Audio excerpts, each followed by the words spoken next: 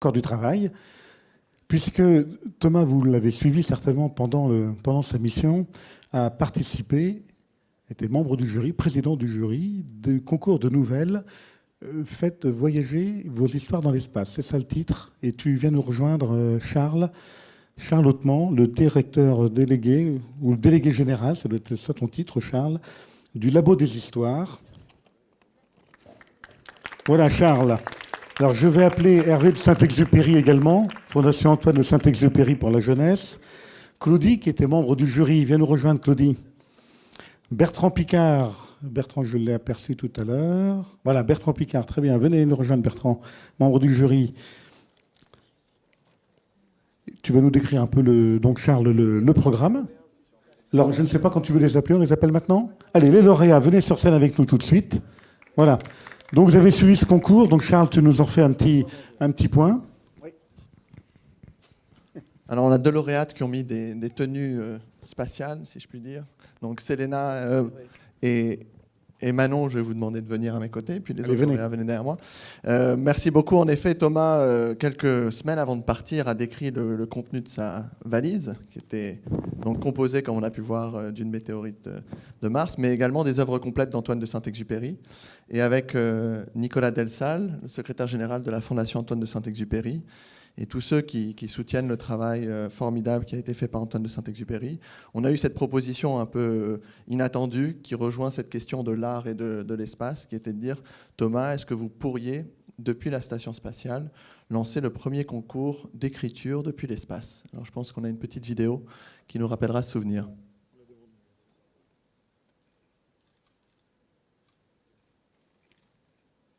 Bonjour à tous. Je suis Thomas Pesquet, à bord de la station spatiale pendant 6 mois pour la mission Proxima. Il y a dans le métier d'astronaute, comme dans le métier de pilote, une forte composante technique, mais il y a aussi une part de rêve et de poésie. Antoine de Saint-Exupéry l'a décrit mieux que quiconque dans ses écrits. Et c'est pour ça que je souhaitais lui rendre hommage au cours de ma mission. Tout d'abord, ses œuvres complètes m'accompagnent, et quand le travail de recherche scientifique ou de maintenance m'en laisse le loisir, je m'évade pour quelques instants de lecture en contemplant la Terre 450 km en dessous. Mais plus précisément aujourd'hui, je m'adresse aux jeunes et aux jeunes adultes pour présenter le thème du premier concours d'écriture lancé depuis l'espace en lien avec l'histoire mondialement connue du Petit Prince. Dans le livre, le Petit Prince voyage de planète en planète et il fait des rencontres surprenantes. 7 au total. Je vous propose d'écrire un texte court, d'1 page maximum, qui prolonge le voyage du Petit Prince sur une 8e planète pour y rencontrer la personne qui l'habite. Vous pourrez soumettre vos textes en ligne du 1er janvier au 28 février et le 6 avril prochain, je vous lirai depuis la station spatiale les 2 textes qui m'ont paru les meilleurs. Alors bonne écriture et à très bientôt. Alors, il y a aussi dans la salle d'autres membres du jury, donc Jean-François, on a aperçu, et Jean-François, les membres du jury de ce concours. Est-ce qu'il y en a d'autres dans la salle? Vous-même, Jean-Baptiste, vous étiez membre du jury. Avec beaucoup de plaisir, c'était passionnant. Ouais. Et on a la fille de François Daguet, qui était Effectivement, François Daguet qui ne pouvait pas être avec nous aujourd'hui. François Daguet, qui est le neveu et le filleul d'Antoine de Saint-Exupéry. Et c'est vrai qu'en 2 mois, il y a plus de 8500 jeunes, originaires de 78 pays différents, qui ont participé à ce concours. Alors on souhaitait faire témoigner 2 membres du jury, mais aussi un administrateur de la Fondation, Hervé de Saint-Exupéry. Vous êtes administrateur, comme je l'ai dit. Vous êtes également responsable du lien entre l'armée de l'air et la jeunesse. Est-ce que vous pouvez nous dire un peu ce que ce concours a représenté pour vous et la Fondation? Je vais commencer tout d'abord par vous lire un message de François Daguet, qui est neveu et filleul de Saint-Ex et qui est président de la Fondation Antoine de Saint-Exupéry pour la jeunesse. La Fondation Antoine de Saint-Exupéry pour la jeunesse a été lancée le 29 juin 2009. Aujourd'hui, presque 10 ans plus tard, la Fondation n'a rien perdu de son dynamisme. Ses missions s'étendent et tissent des liens d'amitié à travers le monde. Pourquoi une fondation? Parce que nous en avons ressenti le besoin pour nous-mêmes, pour ne pas être des spectateurs passifs, mais pour plutôt agir, pour participer et pour nous engager. Que suis-je si je ne participe pas, avait écrit Saint-Exupéry. Notre responsabilité est désormais engagé et long sera le chemin. L'important, c'est de faire un pas, encore un pas. Et si chacun fait ce pas pour ses enfants, pour ses jeunes, c'est l'espoir, la joie de vivre qui peut les guider. Habitants de la même planète, équipage d'un même navire, nous sommes tous solidaires. Je regrette profondément de ne pas pouvoir être avec vous aujourd'hui.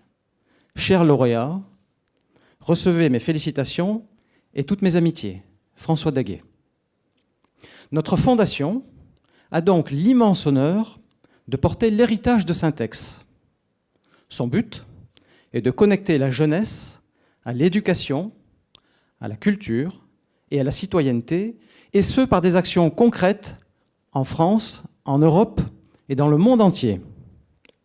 Chaque jour, notre fondation et ses partenaires, dont l'Armée de l'Air, unissent leurs efforts pour que l'engagement ainsi que les valeurs qu'ils véhiculent deviennent une norme dans le cœur de la jeunesse du monde entier. Ensemble, avec les astronautes, avec l'association Space Explorer, nous devons parler du miracle de la vie, comme le disait Bertrand Piccard, à cette jeunesse. Et vous noterez que les initiales ASE de l'association Space Explorer sont exactement les initiales d'Antoine de Saint-Exupéry. Un beau signe, une belle incitation pour continuer de travailler ensemble. En tous les cas, grâce à l'espace, grâce à Thomas, Bertrand, Claudie, Jean-François et les autres, ce concours a démontré que le Petit Prince, cet humble personnage de notoriété internationale, était bel et bien un porteur des droits et des devoirs du citoyen, mais qu'il était aussi un symbole pour la sauvegarde de notre planète, et enfin, qu'il était un incontournable ambassadeur de la paix. Je vous remercie. Merci beaucoup Hervé. On va passer le micro justement à deux membres du jury. Bertrand Piccard, je sais que vous avez un attachement aussi très particulier au travail d'Antoine de Saint-Exupéry et à l'œuvre du Petit Prince. Est-ce que vous pouvez nous dire justement ce que ça évoque pour vous et le lien que vous avez eu notamment dans le cadre de la mission Solar Impulse? Il faut bien se rappeler qu'à l'époque de Saint-Exupéry, les aviateurs étaient des baroudeurs. C'était des héros qui devaient tout faire pour réussir leur mission. Et Antoine de Saint-Exupéry est le premier qui a amené la notion d'émotion, la notion de relations humaines et de spiritualité dans ce monde-là. Et ça paraît peut-être aberrant aujourd'hui, mais il a été énormément critiqué à l'époque par ses camarades. Quand il a reçu le prix Femina, il a été mis vraiment, pointé du doigt comme étant celui qui n'était pas le vrai aviateur. Je crois que c'est un message fantastique de montrer qu'il faut toujours aller un peu plus loin que ce qu'on pense possible, un peu plus loin dans le message qu'on donne. On n'est peut-être pas compris tout de suite, mais quand on est compris, ça permet aux autres d'avancer. Et aujourd'hui, le message continue, le message de Saint-Exupéry, c'est ce message de respect de la planète, de protection de la vie, et pas seulement dans la prise de conscience de ce que la situation de la planète est aujourd'hui, mais dans le besoin d'agir, dans l'impératif besoin d'appliquer les solutions qui existent aujourd'hui pour économiser les matières premières, les ressources naturelles, pour diminuer le gaspillage d'énergie, pour être plus efficient dans notre vie de tous les jours, pour recréer une croissance, mais une croissance propre, qui est tellement meilleure que le statu quo sale qu'on a aujourd'hui. Donc ce message, il est encore plus vivant que d'habitude, il est encore plus nécessaire que d'habitude, il est absolument fondamental, mais il n'est toujours pas totalement compris. Donc peut-être qu'il y aura un moment dans 50 ans où on se dira « mais c'était évident que les explorateurs et les astronautes devaient amener ce message ». Et ça leur permettra à leur tour d'en amener encore un plus loin, plus grand et plus immense. Parce que c'est ça finalement le but de l'être humain, c'est de progresser et surtout pas de rester enfermé dans nos certitudes. Alors Thomas, toi tu as collaboré, participé à la promotion de ce message de Saint-Exupéry. J'aimerais te remettre une des effigies du Petit Prince qui a fait le tour du monde avec nous. On avait plusieurs de ces statuettes qui étaient vraiment une des mascottes de Solar Impulse. Et je te la remets ici au nom de la Fondation Saint-Exupéry et de Solar Impulse et de toute notre équipe. Tu as pris le relais. Tu as permis de faire ce concours d'écriture depuis l'espace. Maintenant, c'est peut-être ta responsabilité de promouvoir encore plus loin pour que ce ne soit pas simplement dans les pays francophones, qu'il y ait des concours comme ça qui soient à l'échelle de toute la planète. Donc tu as d'autres témoins à passer à d'autres astronautes en attendant de retourner toi-même dans l'espace. Et je sais que tu feras ça très très bien pour avoir un concours mondial d'écriture, impliquer la jeunesse et que ce soit eux qui écrivent la suite. Bravo Thomas. Merci beaucoup Bertrand. Claudie, j'aimerais, alors vous avez, en tant que membre du jury, parce que Thomas était le président du jury, mais compte tenu de son agenda, on ne pouvait pas lui envoyer tous les textes. Donc on lui a fait une petite sélection. La ministre de la Culture, Audrey Azoulay, à l'époque, nous avait accueillis au ministère. Et Claudie, vous aviez lu pour le coup beaucoup de textes. Est-ce que vous pouvez nous dire quelques mots justement sur ce concours ? Oui, alors pour rebondir un petit peu sur ce que vient de dire Bertrand, bien sûr, il y a toutes ces valeurs humanistes qui sont portées, qui sont tous pour nous très profondément dans notre cœur.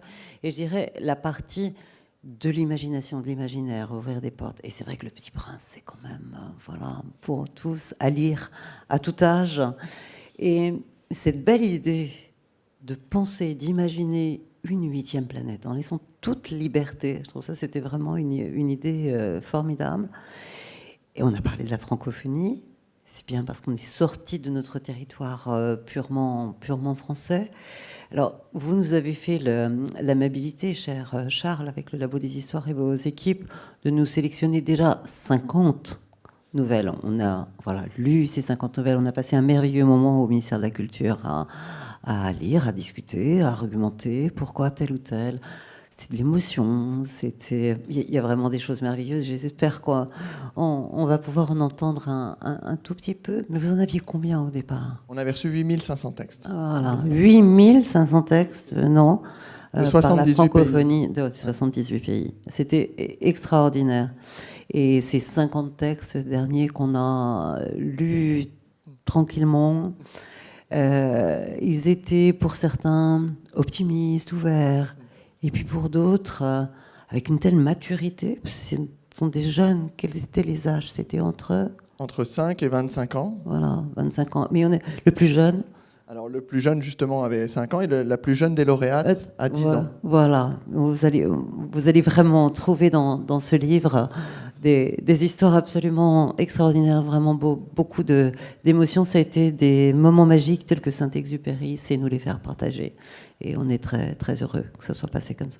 Justement, vous parlez du recueil. Alors, Elina, qui est venue en régional de l'étape, parce qu'elle est originaire de Toulouse, mais ça, c'est un hasard, qui est donc la plus jeune des lauréates, qui avait été désignée dans le cadre du concours, est venue avec un exemplaire que l'ensemble des lauréats vous ont dédicacé, Thomas, qu'elle va vous remettre.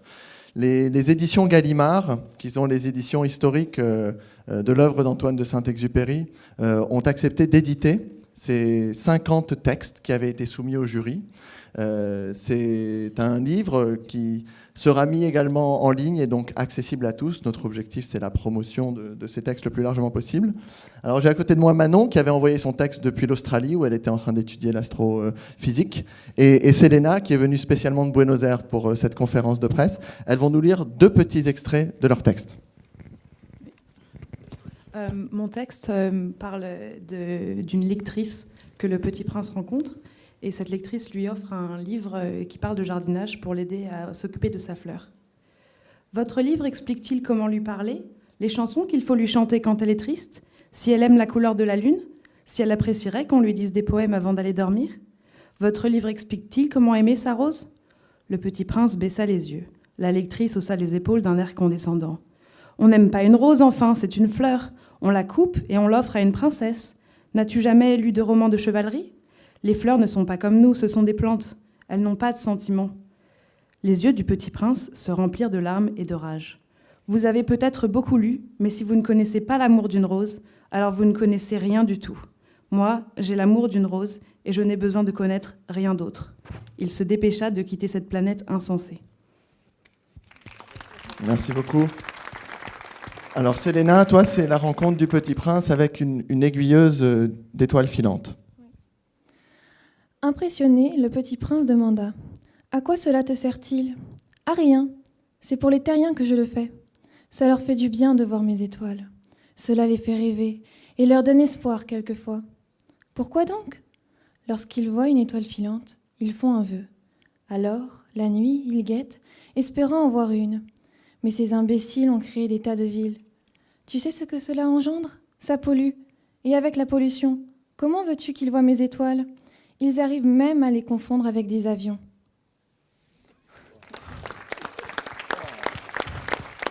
Alors Thomas, on sait que vous avez été pilote d'avion, justement, il est possible qu'on vous ait confondu pour une étoile filante à certaines époques.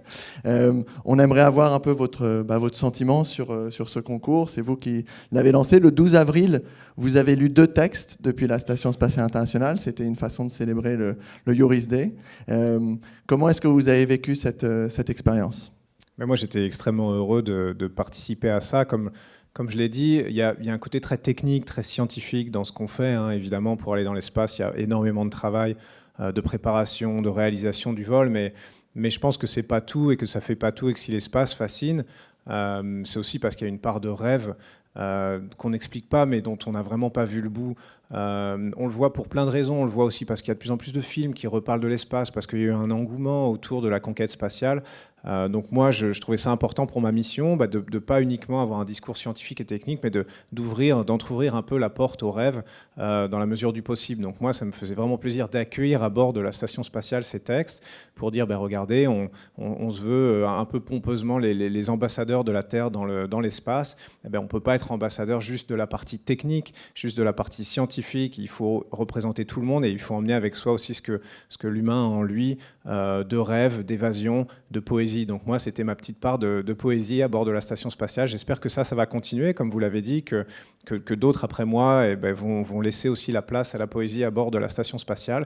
Et puis qu'au final, plus on ira loin dans l'espace, plus on fera part à la poésie qui est en chacun de nous. Merci beaucoup.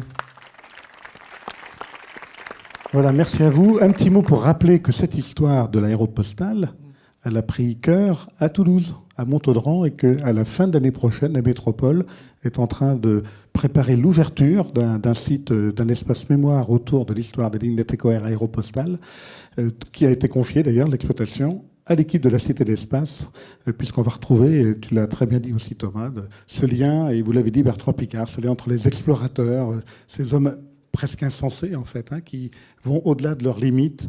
Et l'aventure de l'aéropostale est absolument extraordinaire sur ce plan-là. Et je vous invite aussi à relire effectivement les œuvres de Saint-Exupéry. Donc rendez-vous fin 2018 aussi pour redécouvrir à Toulouse cette histoire extraordinaire de l'aéropostale. Voilà, merci Charles, peut-être Nicolas. Jean-Baptiste, oui, si tu me le permets, oui, au nom de la Fondation Antoine de Saint-Exupéry pour la jeunesse, j'aimerais exprimer nos sincères remerciements à Thomas Pesquet, sans qui cette initiative n'aurait pas pu être rendue possible, mais également Claudie Nuret, qui est la présidente du comité de parrainage de la Fondation Antoine de Saint-Exupéry, dont Bertrand est également l'un des membres, et aussi sans ton équipe, parce que Jean Coine, qui nous a beaucoup aidés, c'est une affaire d'équipe, il faut créer des liens entre les hommes, c'est le message d'Antoine de Saint-Exupéry, et inciter la jeunesse à l'innovation, à la créativité, à la culture scientifique. Et on a un autre cadeau à te remettre, c'est le premier livre accessible pour les non-voyants des dessins du Petit Prince que nous avons réalisé avec Claudie Nuret, avec Universcience à l'époque, au Palais de la Découverte. Et nous avons une copie ici de ce livre, puisque les dessins du Petit Prince n'avaient jamais été rendus accessibles aux non-voyants. Donc c'est un système tout à fait innovant de gravure. Et ces gravures permettent aux non-voyants, par le toucher, de se faire une représentation mentale des dessins. Et chaque dessin, en fait, alors voilà, voilà, par le toucher, les non-voyants peuvent se faire une représentation mentale des dessins, et ils ont une description en gros caractères pour les malvoyants et en braille pour les jeunes aveugles. Et nous soutenons des ateliers pédagogiques maintenant dans le monde entier pour diffuser cet accès à la culture à travers l'œuvre du Petit Prince pour les enfants non-voyants. Voilà, donc c'est... Oui. Alors voilà, on va se regrouper. Oui, je crois qu'on peut applaudir ces initiatives. On va se regrouper, peut-être se rapprocher, faire 2 rangs, peut-être les jeunes devant, ou les plus petits en tout cas, ou les moins grands. Alors, je vais les présenter. Elina, qui est donc originaire de Toulouse. Meia, qui est venue de l'île Maurice spécialement pour l'occasion. Manon, que j'ai déjà présenté, Selena, qui est venue de Buenos Aires, Paul-Louis, dont le texte avait été lu par Thomas Pesquet depuis la Station spatiale internationale, qui est venu de Singapour pour l'occasion. Mettez-vous peut-être de l'autre côté, comme ça Manon également, dont le texte avait été lu par Thomas Pesquet, un texte sur le larmoyeur. Hélène, qui est venue de Londres.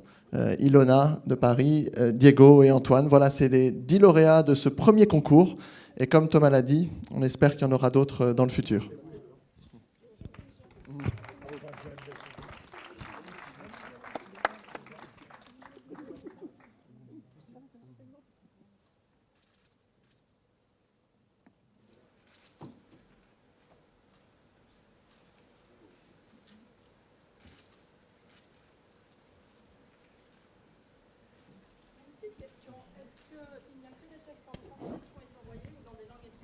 Alors, on a reçu un certain nombre de textes dans des langues étrangères, notamment on a reçu un texte de Cuba en espagnol, on a reçu des textes, beaucoup de textes, un texte en turc, des textes de Russie. On a reçu beaucoup de textes en français par des Russes étudiant le français dans les alliances françaises. Dans le recueil que vous pourrez découvrir, vous verrez le texte de Peng Zhen-Wu, qui est originaire de Chine. Des textes de Nouvelle-Zélande. Les 78 pays sont à la fois des pays francophones que l'on connaît bien et des pays comme le Paraguay, que l'on attendait moins peut-être dans cette compétition. Et ça a suscité, je pense que ça a beaucoup à voir aussi avec l'élan médiatique qui a entouré la mission de Thomas, un intérêt et une curiosité. Et ça nous démontre que les jeunes aiment écrire. La majorité des textes sont assez sombres. C'est étonnant. On voit qu'ils sont très préoccupés par les questions de pollution, les questions aussi de fermeture des hommes les uns vis-à-vis des autres.